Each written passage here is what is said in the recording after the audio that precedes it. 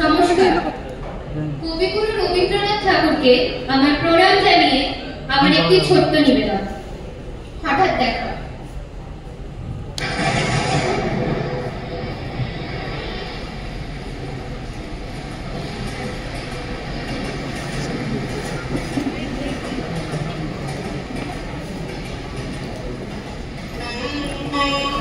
রেলগাড়ির কামরায় হঠাৎ দেখা। ভাবিনি সম্ভব হবে কোনোদিন। আগে ওকে বারবার দেখেছি, লাল রঙের শাড়িতে দারুণ ফুলের মতো রঙা।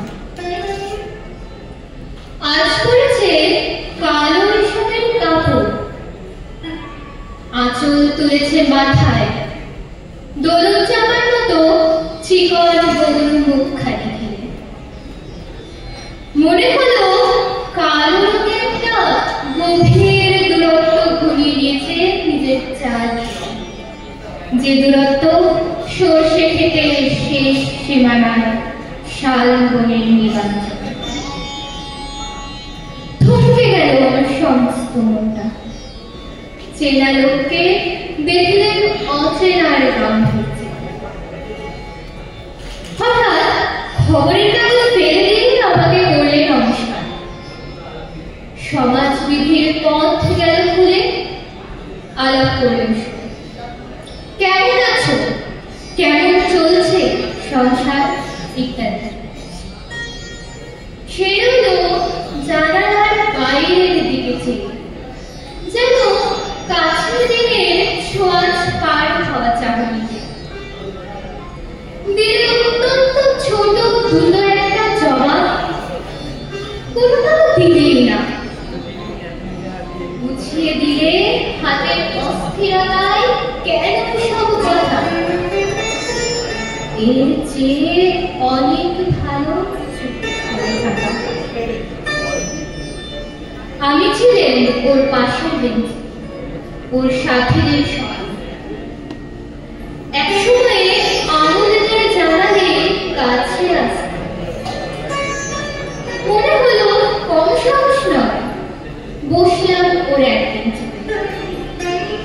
গাড়ির আওয়াজের আড়ালে বললে মৃদুস্বরে, কিছু মনে করো না, সময় কোথা, সময় নষ্ট করবার।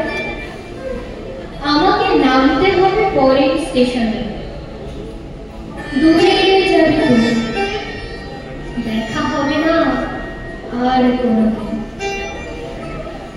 তাই যে প্রশ্নটার জবাব এত কাল থেকে আছে, শুনবো তোমার মুখে। সত্য করে বলবে তো? আমি বলবে বলব। বাইরের আকাশের দিকে তাকিয়ে শুধু আমাদের গেছে দেবে, একেবারে কি গেছে, কিছুই কি নেই বাকি। একটু রইলেন চুপ করে, তারপর বললেন, রাতের সব তারাই আছে দিনের আলোর গভীরে। রাতের সব তারাই আছে দিনের আলোর গভীরে। খটকা লাগলো, কি জানি বানিয়ে বললেন।